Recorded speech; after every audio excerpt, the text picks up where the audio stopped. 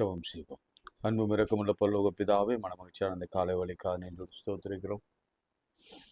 காலைதோறும் கிருபை புதிதாக இருக்கிறதுக்காக ஸ்தோத்திரம். அங்குமிங்க நோய்களும் வியாதிகளும் பலவீனங்களும் பரவி வந்தாலும் எங்களுக்கு அடைக்கலமும் வெள்ளனும் ஆபத்து காலத்தில் அனுகூலமான துணையாக இருக்கிறதே மக்கு ஸ்தோத்திரம். வெள்ளங்கள் புரண்டு மோதினாலும் உள்ளத்தின் உறுதி அசையாதே.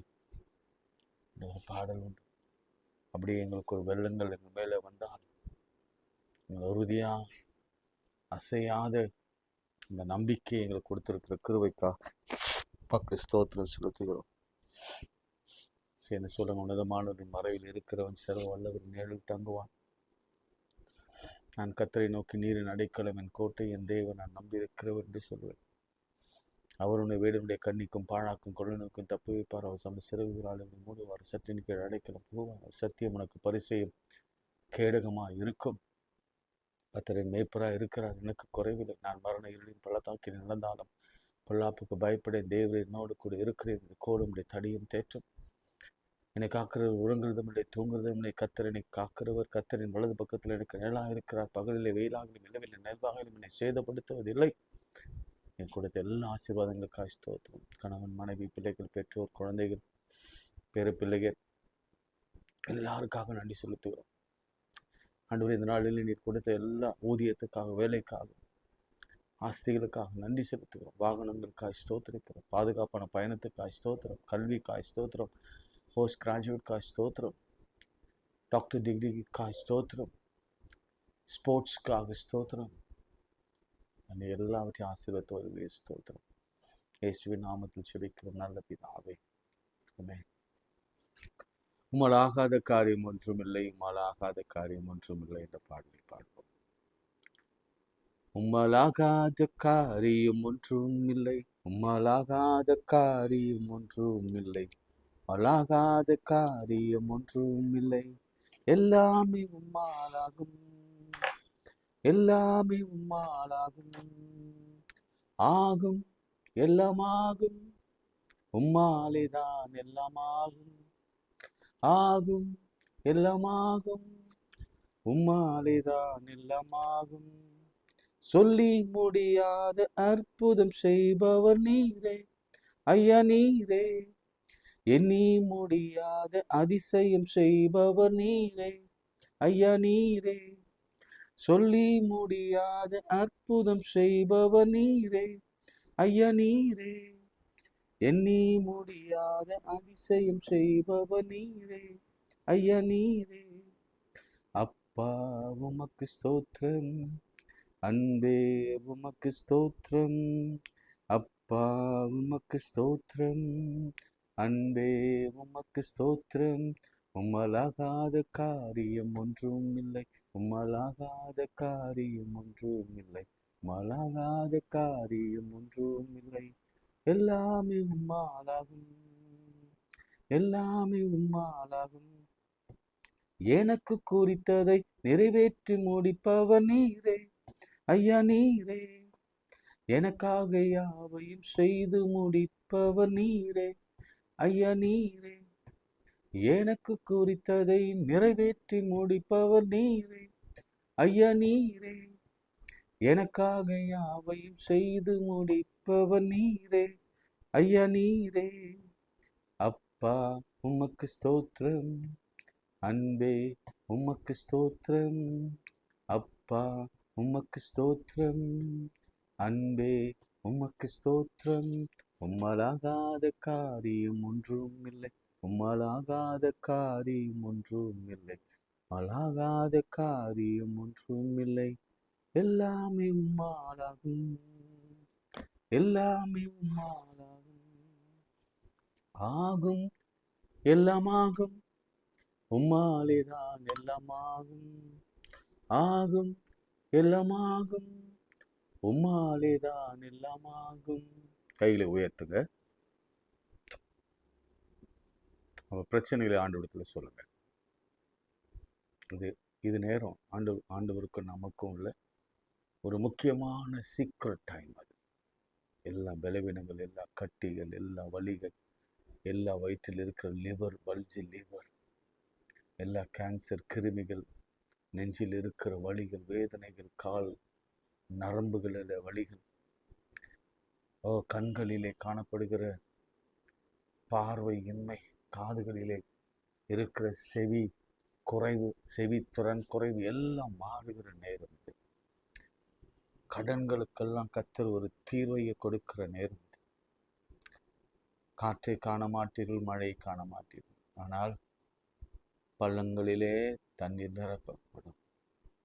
தேவனால் ஆகாத காரியம் ஒன்றுமில்லை. ஆபிரகாம் தகப்பன் ஆவான் என்று கொஞ்சமேனும் நம்பிக்கை இல்லை, ஆனாலும் நம்பினான். கர்த்தர் அவனை தகப்பனாக்கினார். அன்னால் நம்பினாங்க. வேதத்துல நம்பினவங்களை ஒருபோதும் கர்த்தர் கைவிட்டதாக சரித்திரமே இல்லை. பள்ளத்திலே விழுந்த யோசேப்பு நம்பினான். குகையிலே விழுந்த தானியேல் இயேசுவை நம்பினான். நெருப்பிலே விழுந்த சாதராக், மேஷாக், ஆபேத்நேகோ நம்பினான். இது எல்லாம் இந்த மாதிரி ஒரு சூழ்நிலைகளை நீங்க ஒருவேளை இருப்பீங்கன்னா, நம்முடைய ஆண்டவர் இயேசு நம்மோடு கூட இருக்கிறார். நமக்கு இன்னும் குறைவே இல்லை. அவர் நம்மை பராமரிப்பார், நம்மை பாதுகாப்பார், நம்மை குணமாக்குவார்.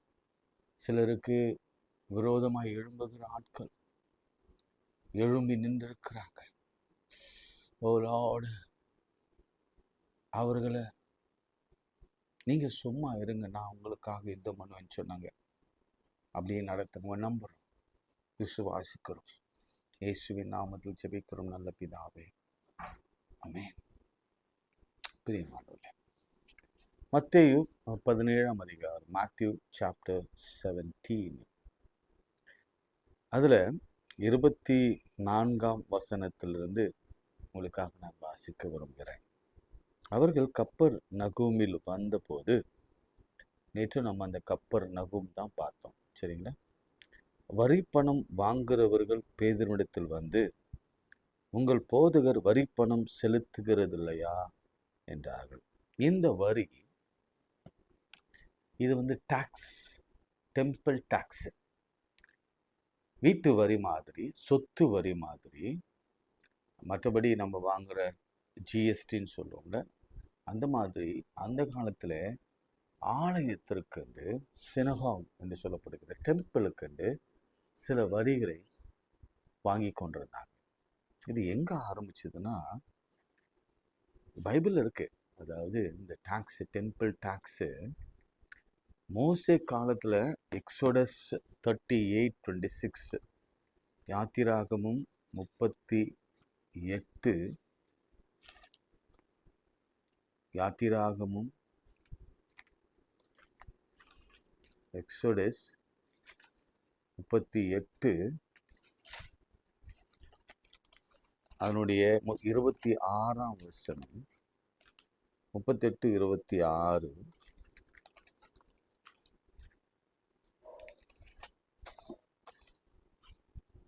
எண்ணப்பட்டவர்களின் தொகையில் சேர்ந்த 20 வயது முதற்கொண்டு அதற்கு மேற்பட்ட 6,03,550 பேர்களில் ஒவ்வொரு தலைக்கும் பரிசுத்த ஸ்தலத்தின் சேக்கலின்படி அரை சேக்கலாகிய பெக்கா என்னும் விழுக்காடு சேர்த்து, அந்த வெள்ளியில் 100 தாலந்து வெள்ளியினால் பரிசுத்த ஸ்தலத்தின் பாதங்களும் திரைகளும் பாதங்களும் வார்ப்பிக்கப்பட்டது. பாதத்துக்கு 1 தாலந்து விழுக்காடு, 100 பாதங்களுக்கு 100 தாலந்து செலவாயிற்று. பார்த்தீங்களா?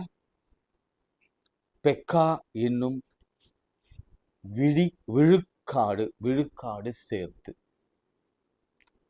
சேக்கலின்படி, பரிசுத்த ஸ்தலத்தின் சேக்கலின்படி அரை சேக்கலாகிய பெக்கா. இது டெம்பிளுக்கான டாக்ஸ். இது இன்னொரு வசனம், 2 நாள் ஆகும். இதை நீங்க புரிஞ்சிட்டாதான் நம்ம என்ன செய்ய முடியும், இன்னைக்கு ஒரு டாப்பிக்கை நாம தெளிவா புரிஞ்சுக்க முடியும். ஏன் ஆண்டவர் அதை சொன்னார், ஏன் ஆண்டவர் வரி கட்ட வேண்டும், ஏன் பேதுருவிடத்துல அவங்க கேட்டாங்க ஏன் உங்க ஆண்டவர் வரி கட்டுறது இல்லையா அப்படிலாம் ஏன் கேட்டாங்க என்பதை நம்மளால புரிந்து கொள்ள முடியும். கிரானிக்கல்ஸ், செகண்ட் கிரானிக்கல்ஸ் 2 நாளாகமம் 24ஆம் அதிகாரம் வசனம் 9.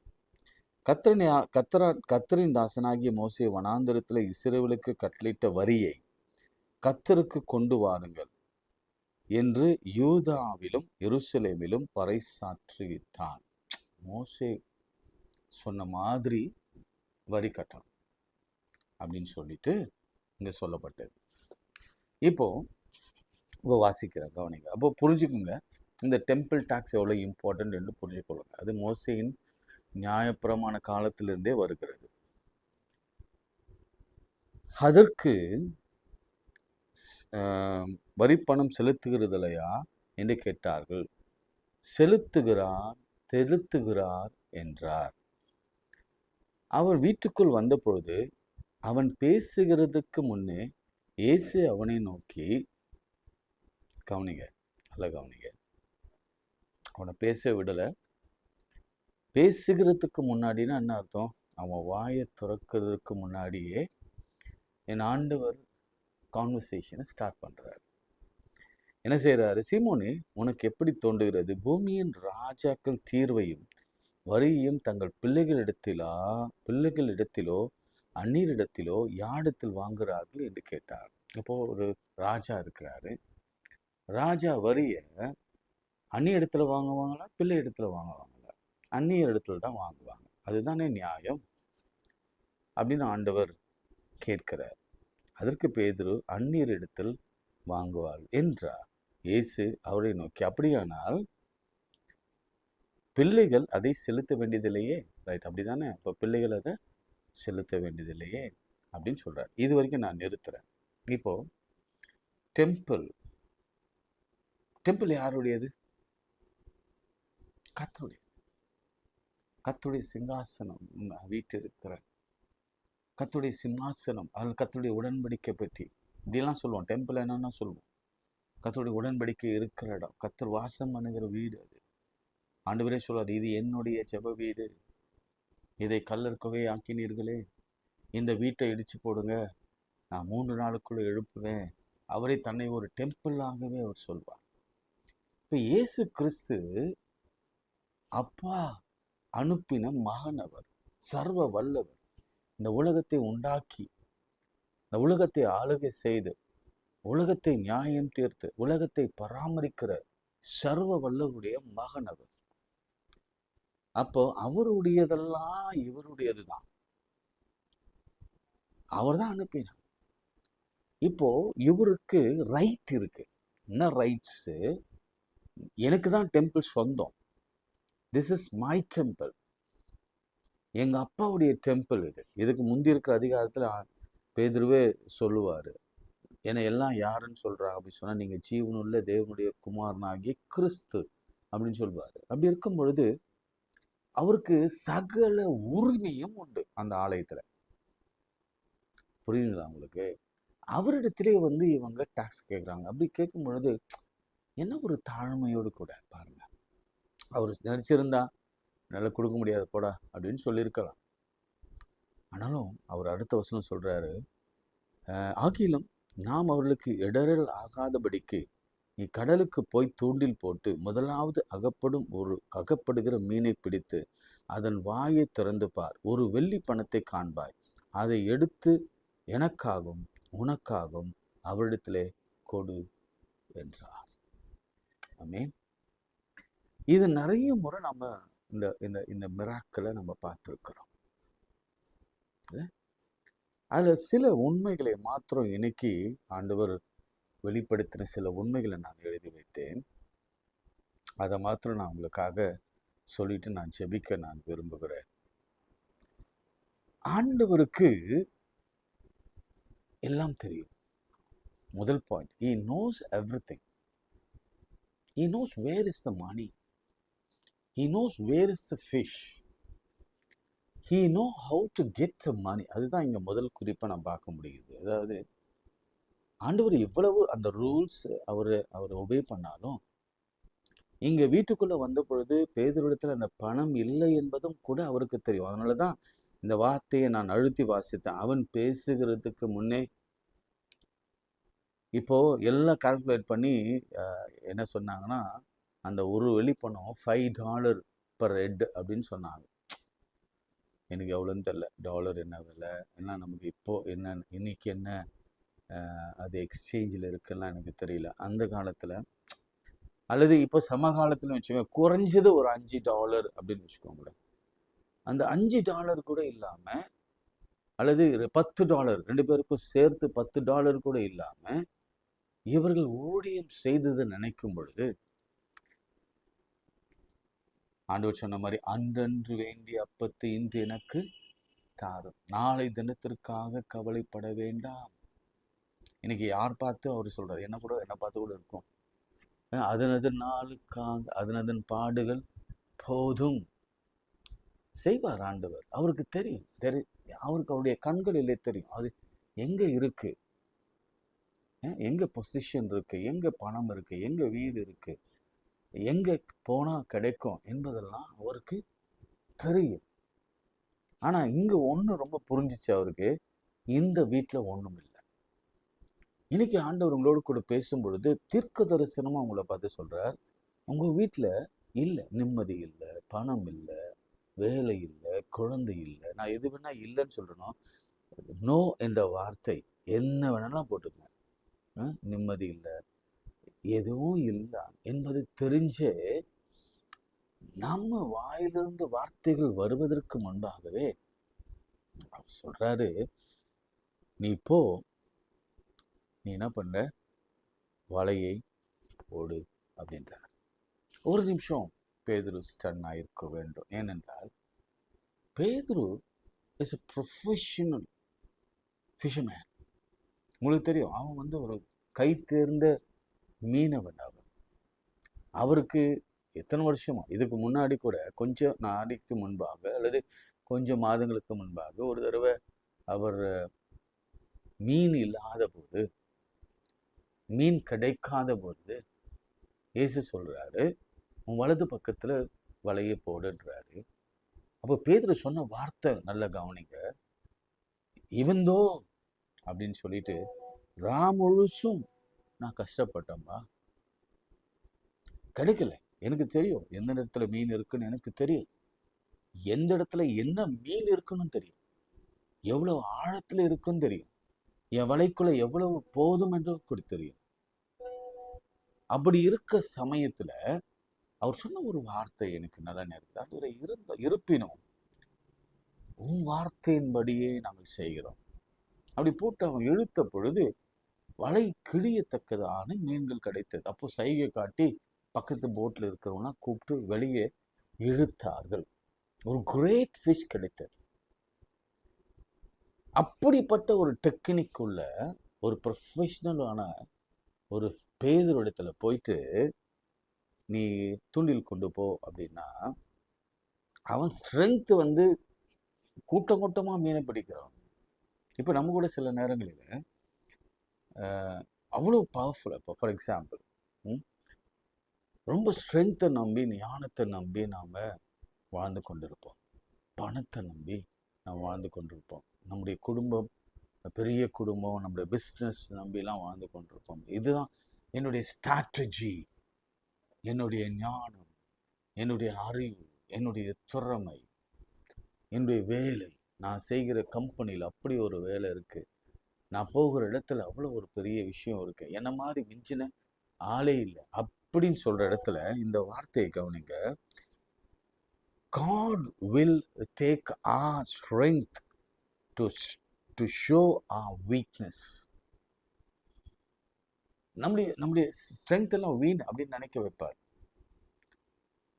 உங்களை அறிவு ஒண்ணுமில்லை, உங்க ஞானம் ஒண்ணுமில்லை, உங்க பிரயாசம் ஒண்ணுமில்லை, உங்க கல்வி ஒண்ணுமில்லை, உங்க படிப்பு ஒண்ணுமில்லை. ஏன் டாக்டருக்கே வியாதி வருது இல்லையா?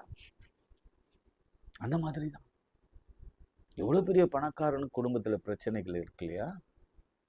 கோடி கோடியா இருந்தாலும் குடும்பத்துல குழப்பம் இல்லையா? என்ன ஸ்ட்ரென்த்? ஃபார் எக்ஸாம்பிள் நீங்க கோலியாத் எடுத்துக்கோங்க. அவ்வளவு ஸ்ட்ரென்த் உள்ள ஆள்.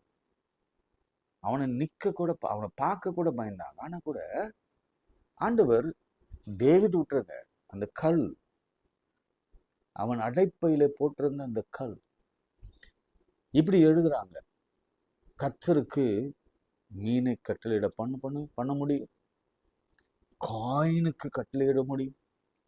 எவ்ரி டாலர், உங்ககிட்ட வருகிற ஒவ்வொரு பணத்துக்கும் அவர் கட்டளை கொடுத்து தான் வருகிறது. புரிஞ்சுக்கோங்க. 1 ரூபாய் ஆனாலும் சரி, 500 ரூபாய் ஆனாலும் சரி, அவருடைய அனுமதி இல்லாம நம் கைகளில வந்து சேருவது லட்சங்கள் ஆனாலும் கோடிகள் ஆனாலும் அவருடைய அனுமதி இல்லாமல் நம் கையில வந்து சேர முடியாது. நீங்க பெருமை பாராட்ட நம்ம கிட்ட ஒண்ணுமே இல்லை, நாம பெருமை பாராட்ட ஒண்ணுமே இல்லை. ஒரே நொடியில எல்லா பணமும் கொலாப்ஸ் ஆக வாய்ப்பு இருக்கிறது. தெரியும்ல, கோவிட்ல அவன் பார்த்தோம், ஒரு அப்பாவை காப்பாற்ற முடியாம ஒரு மக ஆம்புலன்ஸ்ல இறந்து போன தகப்பனை கொண்டு போகும்பொழுது கையில் இருந்த பணத்தெல்லாம் ரோட்ல வீசி எரிஞ்சான். எரிஞ்ச போது அவன் சொல்லிட்டு போன ஒரு விஷயம் என்னன்னா, இந்த பணம்லாம் எங்க அப்பாவை காப்பாத்தல. அப்படி ஒரு நிலைமை வரும். நம்ம எதெல்லாம் அப்படி நினைக்கிறோமோ, ஸ்ட்ரென்த் நினைக்கிறோமோ, அறிவு நினைக்கிறோமோ, பலன் நினைக்கிறோமோ, என் கை தேர்ந்த டெக்னிக் நினைக்கிறோமோ, இந்த காலத்துல அப்படிதான் பண்றாங்க. ஐயோ, ஒரு ஒரு ஒரு ஒரு பொசிஷன் வந்துட்ட பிறகு அவ்வளவு பெருமை, ஆணவம், அகந்தையும், இருமாப்பம் வந்து விடுகிறது. நான் பீட்டருக்கு அதெல்லாம் இருந்ததுன்னு சொல்லவில்லை, நமக்கு எல்லாருக்கும் அதை சொல்லிக் கொடுக்க விரும்புகிறார். தம்பி, உன்னுடைய கேப்பபிலிட்டி எனக்கு தெரியும், உன்னுடைய டெக்னிக் எனக்கு தெரியும், ஆனாலும் நான் சொல்றபடி நீ செய். ஒரு சின்ன கோல்ல ஒரு சின்ன ஒரு தங்குசு, ஒரு ஹூக்கு எடுத்துட்டு நீ போ. அப்படி மீன் போட்டால் கூட அதை வந்து புழு இருக்கணும்ல, புழு போட்டு தான் அதை நம்ம பிடிக்க முடியும், அப்படிதானே? ஸோ அதையும் நீ கொண்டு போகும் பொழுது அவர் சொல்றார், முதலாவது நீ எதை பிடிக்கிறாய், அந்த வாயை திறந்து பா, அது வாயை திறந்து பா. அதுல ஒரு வெள்ளி பணம் இருக்கும். மீனுக்கு கட்டளை இட்டு இருக்கிறார். ஏன்னா விழுங்காதே, நான் சொல்ற வரைக்கும் விழுங்காதே. சில நேரங்களில் பாருங்க, யோனாவை மீனுக்குள்ள 3 நாள் வைத்திருந்தார். அது சியோல் மாதிரி, நரக மாதிரி இருந்துதான். அந்த மாதிரி அவன் 3 நாள் கழிச்சு கரெக்டா வெளியில போய் துப்பு அப்படின்னா அதுக்கு டைரக்ஷன்ஸ்லாம் கொடுத்து ஜிபிஎஸ் எல்லாம் அதுக்கு பண்ணி அது எடுத்துட்டு போய் கரெக்டா அது கரையில துப்பிற்று, நினிவேல துப்பிற்று, தர்ஷிஷுக்கு கப்பல் போய் கொண்டிருக்கிறது. இந்த கல் கூட நான் சொல்லுவேன், கோலியாத்துடைய கல், என்னதான் அவன் கை தெரிந்த ஒரு வீரனாக இருந்தாலும் ஆண்டவர் அந்த அந்த டைமென்ஷனை அந்த டைமென்ஷனோட அந்த கல் அங்கே போகலனா, அவன் நெற்றி பொட்டுல கரெக்டாக படலைனா நிச்சயம் கோலியாத் விழுந்திருக்க மாட்டான். நீ அப்படி பார்த்தீங்கன்னா உங்களுக்கு தெரியும். அதனால தான் தாவீது எழுதுவான், சில ரதங்களை குறித்தும் சில குதிரைகள் குறித்தும் மேன்மை பாராட்டுவார்கள், நானும் என் கர்த்தரை குறித்தே மேன்மை பாராட்டுவேன். பவுல் அவ்வளவு பெரிய ஞானி, அவன் சொல்லுவான், என் பலவீனத்திலே கர்த்தருடைய பலன் பூர்ணமா விளங்கிட்டு. எப்பொழுதும் சில நேரங்களில் நமக்கு இப்படிப்பட்ட ஒரு சூழ்நிலை ஏற்படுகிற பொழுதுதான் கர்த்தருடைய பலன் என்னன்னு தெரியும், கர்த்தருடைய ப்ரொவிஷன், அவர் எப்படி நம்மை பராமரிக்கிறார் என்பது புரியும். எல்லாம் நமக்கு கிடைச்சோம், நம்முடைய அறிவில கிடைச்சிச்சோம், நம்முடைய ஞானத்துல, நம்முடைய டெக்னிக்ஸ்ல கிடைக்குது, நம்மளுடைய என்ன சொல்லுவோம், நிறைய பேர் தெரிஞ்சதுனால, கான்டெக்ட்ஸ் இருக்கிறதுனால எனக்கு இது கிடைச்சது. இன்னும் கர்த்தருடைய தீர்மானம் இல்லாம யாரும் ஹெல்ப் பண்ண முடியாது. எங்க ஆண்டவர் ஒரு ஒரு ஒரு வித்தியாசமான கோலத்துல பீட்டரை அனுப்பி பேதுரு அனுப்பி அடிச்சிருவா அப்படின்னு சொல்றார். அவன் போகும்போது என்ன மனநிலையோடு போனான்னு என்று எனக்கு தெரியாது, நிச்சயம் தெரியாது. ஒருவேளை அவன் அந்த கிரேட் ஃபிஷ்ஷை ஞாபகம் வச்சு போனா உண்மையாகவே இது ஒரு நம்பிக்கை இருக்கும், நம்பிக்கை கண்டிப்பாக கொடுப்பாரு, ஆண்டவர் கொடுப்பாரு. ஃபர்ஸ்ட் ஃபிஷ்ல கொடுப்பாரா அப்படின்னா கூட எனக்கு தெரியுமான்னு தெரியல. அவனை ரொம்ப அலையும் விடல. ஒரு 10 ஃபிஷ் கழிச்சு உனக்கு கிடைக்கும் அப்படின்னா என்ன இருக்கும் யோசிச்சு பாருங்க. சோர்ந்து போயிருப்பான். ஃபர்ஸ்ட் ஃபிஷ் அதை போட்டிருக்கு வசனம் சொல்லியிருக்கிறது, முதலாவது அகப்படும் மீனை பிடித்து அதன் வாயை துறந்து பார். அப்பொழுது ஒரு வெளிப்பணம் கிடைக்கும். அந்த வெளிப்பணத்தை நான் ஏற்கனவே நேற்றே சொன்னேன், அதை எடுத்து வந்து எனக்காகவும் உனக்காகவும் அவரிடத்துல கொடு என்றார். பிரியமானவர்களே, ரொம்ப யோசிக்க வேணாம். நம்முடைய வீட்டு தேவை, சரீர தேவை இல்லை நீங்க சொல்றீங்களோ, ஃபார் எக்ஸாம்பிள் ஆவியான சொல்றதுனால தான் நான் இதை சொல்றேன். நகோமி மாதிரி, ரூத்து மாதிரி ஒண்ணுமே இல்லாம எல்லாம் இழந்து வந்து நிற்கிறீங்களா? ஒரு காலத்துல நீங்க கொடுத்தவங்க, ஆனா இப்போ மடியில அல்லது பொறுக்கி கொடுக்கிற அளவுக்கு கொண்டு போயிட்டாரா? அப்ப புரிஞ்சுங்க, நீங்க சோர்ந்து போகாதீங்க.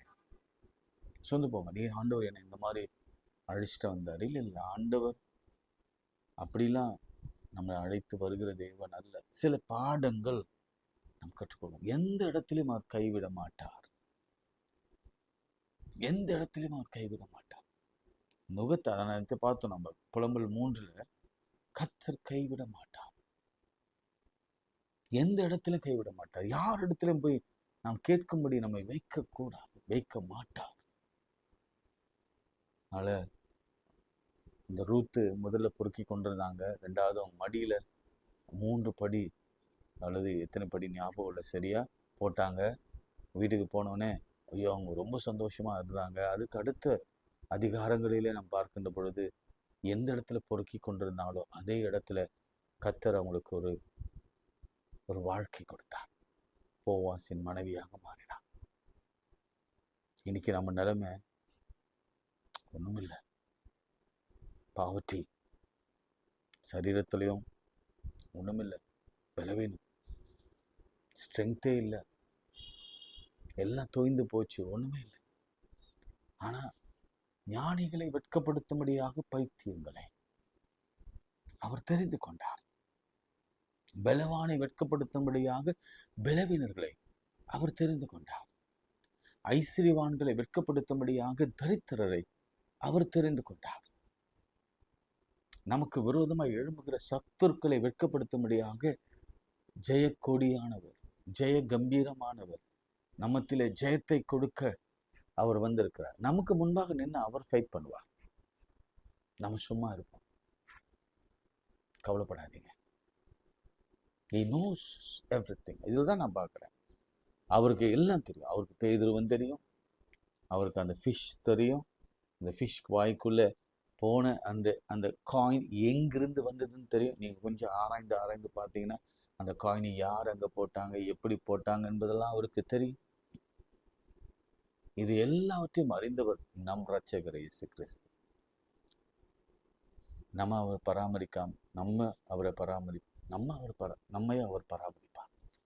நம்மை பராமரிக்காமல் வேறு யாரை அவர் பராமரிக்க போகிறார்? அவர் எல்லாவற்றையும் பார்த்துக் கொள்வார். அவர் ப்ரொவைட் பண்ணுவார். நீங்க கவலைப்படாதீங்க. பலவீனத்துல அவரை நினைச்சுக்கோங்க, அவருடைய ஹியூமிலிட்டி நினைச்சுக்கொள்ளுங்க, அவருடைய ஸ்ட்ரென்த் நினைச்சுக்கொள்ளுங்க. சுகவீனமா அவர் தான் பெரிய மருத்துவர், அவர் தான் ஹீல் பண்ண முடியும். தரித்திரமா அவர் தான் ஐஸ்வர்யவான், அவர் தான் நமக்கு கொடுக்க முடியும். பலவீனமா அவர் தான் ஸ்ட்ரென்த் கொடுக்க முடியும். வீடு இல்லையா, அவர் தான் எல்லாவற்றுக்கும் அவர் வீடு கொடுக்கிறவர். அவரால் தான் வீடு கொடுக்க முடியும். கடன்கள் அடைக்க முடியும் அவரால் தான். ஏன்னா வானம் அவருடையது, இந்த பூமியில் உள்ளவைகள் அவருடையவைகள். அவருடைய கரத்துல வாங்கி அவருக்கே நாம கொடுக்கிறோம். அவர் தான் கொடுக்குவார். அந்த நம்பிக்கை நமக்கு அவசியம் தேவை. கல்யாணம் ஆகல, எங்கெங்க போய் தேடுவேன்? இல்லை, அவர் கொடுப்பார். குழந்தை இல்லை, அவருக்கு தெரியும், அந்த வெறுமை தெரியும்.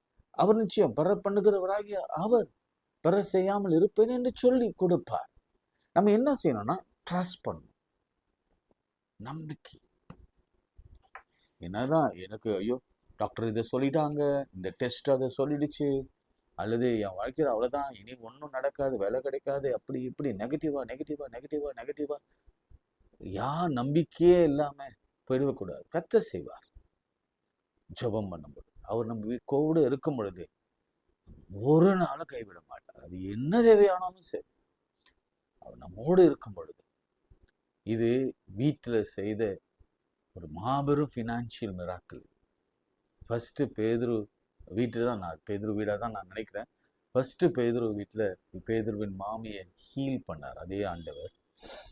இப்பொழுது பேதுரு வீட்டில் ஒரு ஃபினான்ஷியல் மிராக்கிளை கர்த்தர் பண்ணுகிறார். உங்கள் வீட்டிலும் அது நடக்கும். இயேசுவின் நாமத்திலே நான் சொல்கிறேன். ஃபினான்ஷியல் ஹீலிங் நான் சொல்கிறேன். ஃபிசிக்கல் ஹீலிங்கை நான் டிக்ளேர் பண்ணுகிறேன். ஒவ்வொரு வீடுகளிலும் அதை டிக்ளேர் பண்ணுகிறேன். இல்லை என்று அவருக்கு தெரிஞ்சிச்சுன்னா, தெரிஞ்சு வச்சிருக்கிறார். அவரோட நீங்க தெரியப்படுத்த விரும்பினா தெரியப்படுத்து. கேளுங்கள், அப்போது உங்களுக்கு கொடுக்கப்படும். அவருக்கு தெரியுமானாலும், ஆனா அவரை நம்பும் பொழுது, அவரை விட்டு கொடுக்கும் பொழுது, அவர் நிச்சயம் பெரிய காரியங்களை செய்வார். கூடிய சீக்கிரத்தில் என்னை அவர் சாட்சியாக நிறுத்துவார், உங்களையும் சாட்சி. என்னங்க, நான் இந்த ப்ரொஃபஷனில் இருக்கிறேன், எனக்கே தெரியாத ஒரு ஆசீர்வாதம் ஐஸ்வர்யம் வந்திருக்குன்னு சொல்ல வேண்டிய காலம் வரும். இது எப்படி வந்தது தெரியல. அதுதான் ஆண்டவர் ரொம்ப முன்னாடியே சொல்லிட்டாரு, உங்களுக்கு எதுவுமே தெரியாது. நீ நினைப்பதற்கு வேண்டுவதற்கு மேலான காரியங்களை, ஆச்சரியமான காரியங்களை, அதிசயமான காரியங்களை நீங்க நினைச்சு கூட பார்த்துடாத வகையில கர்த்தர் கொண்டு வந்து கொடுப்பார். அது ஹீலிங்காக இருக்கட்டும், அது ஃபிசிக்கல் அல்லது ஸ்பிரிச்சுவல் அல்லது ஃபினான்ஷியல் ஹீலிங்காக இருக்கட்டும். நீங்கள் இப்படி தான் யோசித்துருப்பீங்க, இந்த இந்த இந்த ஆஸ்பெக்டில் வரும், இந்த ரோடில் வரும், இந்த மாதிரி வரும். எந்த மாதிரியும் வராது. அவர் சொல்கிற மாதிரி தான் வரும். அவர் போய் கேட்ச் பண்ண சொன்னால் போகணும், நிற்கக்கூடாது. சில நேரங்களில் நின்றுடும். எனக்கு எல்லாம் தெரியும் ஆண்டவரே, நீங்கள் சும்மா இருங்க போதும், நாங்கள் எல்லாம் ட்ரை பண்ணிட்டோம், அதனால் நாங்கள் போகணுன்னு அவசியம் இல்லை, கொடுத்தா கொடுங்க, வீட்டில் எடுத்து கொடுங்கன்னு சொல்கிற அளவுக்குலாம் அப்படிலாம் நம்ம பேசவே கூடாது. நம்ம போகணும், ஒரு அடி எடுத்து வைக்க வேணும், விசுவாச அடி எடுத்து வைக்க வேணும். மீதி கர்த்தர் எல்லாவற்றையும் அதன் இடத்துல கரெக்டாக ஃபிக்ஸ் பண்ணுவார். நீங்கள் பார்த்தீங்கன்னா உங்களுக்கு தெரியும், இந்த சின்ன மிராக்கிள் தான் இது. பாருங்கள், அந்த குளம் செலக்ட் பண்ண இடம், அந்த ஃபிஷ்ஷு அவர் செலக்ட் பண்ணது தான், காயின் அவர் செலக்ட் பண்ணது தான், அந்த தூண்டில் அவர் செலக்ட் பண்ணது தான், அந்த ஹூக்கு அவர் செலக்ட் பண்ணது தான், அதில் போட்டிருந்த புழு செலக்ட் பண்ணது தான், பீட்டருடைய ஹாம் அவர் செலக்ட் பண்ணது தான். எல்லாம் அவர் அவர் அவர் சித்தப்படி தான் நடக்கும். எண்ட் ஆஃப் த டே நமக்கு வெட்கம் வராதபடிக்கு, அவமானம் வராதபடிக்கு, நிந்தை வராதபடிக்கு, நம்மளால மற்றவங்க இடர்கள் அழியாதபடிக்கு, இவன் கத்தருன்னு போனானே அப்படின்னு சொல்லக்கூடாதுல்ல. புரிஞ்சிச்சு அவங்களுக்கு அது? இவன் ஆண்டவர் ஜெபம் அதிகாலையில ஏஞ்சி போய் இவன் தாங்க ஜெபம் பண்ணுவான், 5:30 மணிக்கெல்லாம் ஜெபம் பண்ணுவாங்க, ஆனா இவனுக்கே இப்படி ஆச்சு அப்படின்னு மற்றவர்கள் நம்மை பார்த்து இடர்கள் அடையாதபடிக்கு நிச்சயம் செய்வார். ஜெபம் பண்ணுவோம். அன்புள்ள ஆண்டவரே, இந்த வேலைக்காய் ஸ்தோத்திரிக்கிறங்க தாவே. மீனின் வாயிலிருந்து வந்த அந்த வெள்ளி பணத்தை போலவே எங்கள் வாழ்க்கையில அற்புதமாய் சில காரியங்களை நீ செய்ய போகிறதற்காக ஸ்தோத்திரம். உமக்கு பார்வைக்கு இது லேசான காரியம். நீர் செய்ய வல்லவர். நீ செய்ய நினைத்தது ஒருபோதும் தடைப்படாது என்று அறிந்திருக்கிறோம். இன்றைய சூழ்நிலையிலே எல்லாருக்கும் ஏதாவது ஒரு இடத்துல இல்லை, எங்களால் கட்ட முடியல, எங்களால் பே பண்ண முடியல, எங்களால் சமாளிக்க முடியல, எங்களால் வாழ முடியல, எங்களால் இருக்க முடியல, எங்கள் அவமானத்தை தாங்க முடியல என்று நாம முடியல என்று சொல்லுகிற இடத்துல தான் நாங்கள் இருக்கிறோம். சிலர் எங்களிடத்துல எல்லாம் இருக்கிறது, அறிவு, திறமை, கல்வி, வேலை எல்லாம் இருக்கு, ஆனாலும் நிம்மதியும் சமாதானம் இல்லை. அப்படிப்பட்டவர்களுக்கும் கர்த்தர் அற்புதம் செய்ய வல்லவராக இருக்கிறார். நம்ம ஸ்ட்ரென்த்தை பயன்படுத்தி அவர் சில காரியங்களை செய்ய வல்லவராக இருக்கிறார். நேற்று கல்சாடி பயன்படுத்தி ஓவர்ஃப்ளோயிங் பிளஸிங்கை கொடுத்தார். இன்றைக்கு நம்முடைய கையின் பிரயாசங்களிலே ஒரு புதிய திறமையை கொடுத்து புதிய பலனை கொடுத்து, புதிய வழியை கொடுத்து, புதிய வழியை திறந்து, புதிய பிளானை போட்டு, புதிய திட்டத்தை வைத்து, புதிய காரியத்தை செய்து கர்த்தர் அற்புதமாய் நடத்தப்படுகிறார். இயேசுவின் நாமத்தில் ஜெபிக்கிறோம் நல்ல பிதாவே, ஆமென். நமது ஆண்டவராகிய இயேசு கிறிஸ்துவின் கிருபை, பிதாவாகிய தேவனுடைய அன்பு, பரிசுத்தாவின் ஐக்கியம் நம் அனைவரோடும் மீண்டும் சதாக்கள் நிலைத்திருப்பதாக. ஆமென். God bless.